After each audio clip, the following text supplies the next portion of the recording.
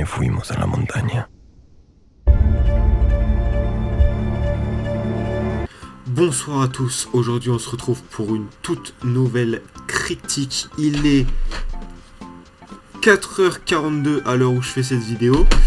Et donc aujourd'hui on va parler du Cercle des Neiges, réalisé par Juan Antonio Bayona, qui va raconter l'histoire du vol 571 qui s'est crashé en 1972, et dans l'avion il y avait une équipe de rugby qui partait en Uruguay pour une compétition de rugby, et donc l'avion va se crasher et on va suivre leur quête pour retrouver la civilisation et leur survie.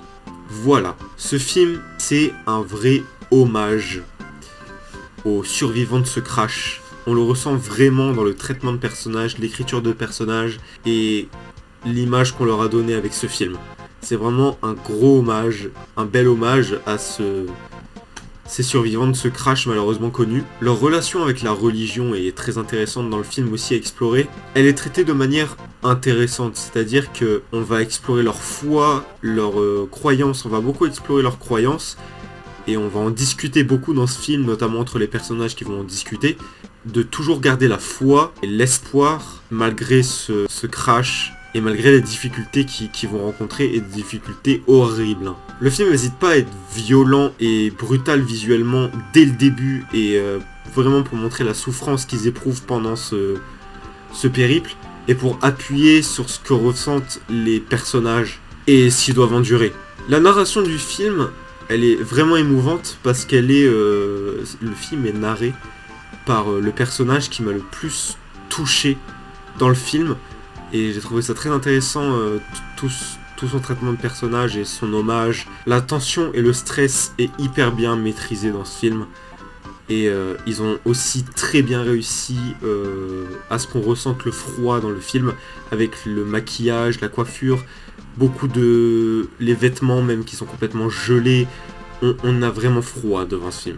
On ressent également aussi fortement le temps qui passe, parce que le film opte pour un rythme très lent, plutôt lent. Le film dure 2h25, le ressenti est quand même énorme. On les ressent les 2h25, on les sent passer.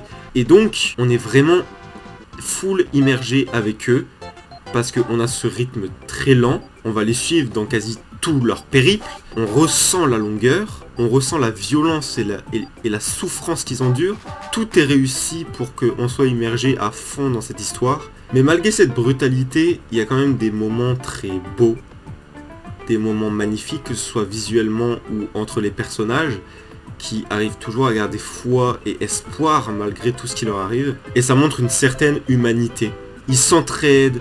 Et le fait d'être complètement perdu en plein milieu de la montagne, c'est aussi parfaitement ressenti dans la réalisation, dans la mise en scène, où il va y avoir beaucoup de trucs géants. On va vraiment filmer l'étendue de la neige des montagnes, et on a vraiment l'impression qu'il n'y a rien. On sent vraiment qu'on est perdu. Le film est quand même assez dur à regarder.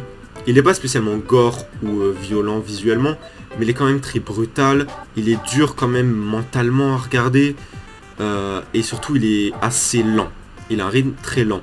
C'est pas un film qui donne de la joie, mais si vous connaissez un peu l'histoire, ça peut être très intéressant. Et même si vous connaissez pas, moi je connaissais pas du tout, et j'ai été pris absolument à 100% dans le film. J'ai été très investi.